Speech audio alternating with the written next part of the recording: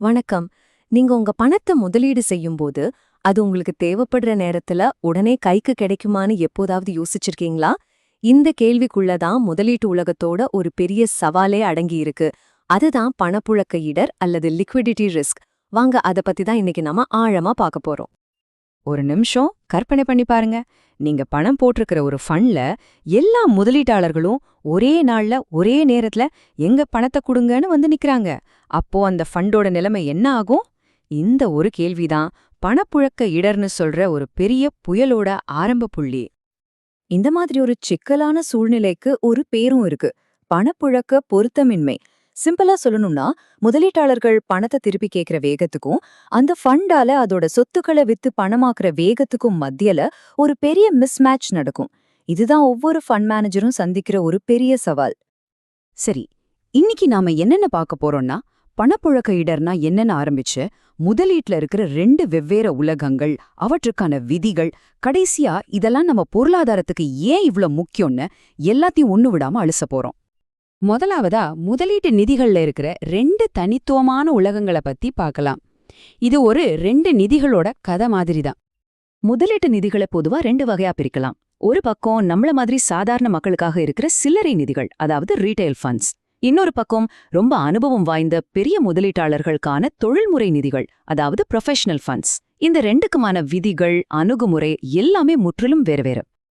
இப்ப நாம முதல் வகைய பத்தி கொஞ்சம் ஆழமா பார்க்கலாம். சில்லறை நிதிகள்னு வரும்போது அதோட விதிகள் எல்லாமே ஒரே ஒரு விஷயத்த மையமா வச்சுதான் இயங்கும். அது முதலீட்டாளரோட பாதுகாப்பு. ஆமா, சில்லறை நிதிகளுக்கான எல்லா சட்டதிட்டங்களுக்கும் பின்னாடி இருக்கிற ஒரே ஒரு அடிப்படை கொள்கை இதுதான். முதலீட்டாளர் கேட்கும்போது அவங்க பணத்தை உடனே திருப்பி கொடுக்கணும். இந்த ஒரு கொள்கை தான் மத்த எல்லா விதிகளையும் முடிவு பண்ணுது. சரி, முதலீட்டாளர் கேட்டதும் பணத்தை கொடுக்கணும்னா அந்த ஃபண்டால அதோட சொத்துக்களை உடனே விற்க முடியணும் இல்லையா? அதுக்காக தான் கட்டுப்பாட்டு அமைப்புகள் ரொம்ப கடுமையான விதிகளை வச்சிருக்காங்க.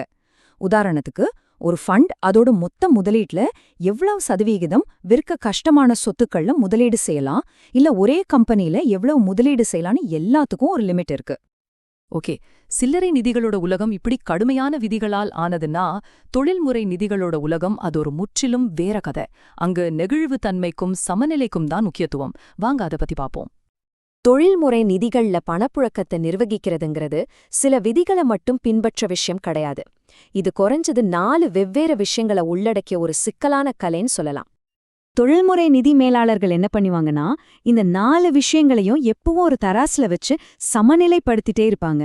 முதலீட்டாளர்கள் எவ்ளோ சீக்கிரம் பணத்தை எடுக்கலாம், நம்ம சொத்துக்களை எவ்ளோ சீக்கிரம் விற்க முடியும், நம்ம முதலீடு ஊத்தி ஜெயிக்க எவ்ளோ நாள் ஆகும், தேவைப்பட்ட கடன் வாங்க முடியுமா, இப்படி எல்லாத்தையும் கணக்குல எடுத்துக்கணும்.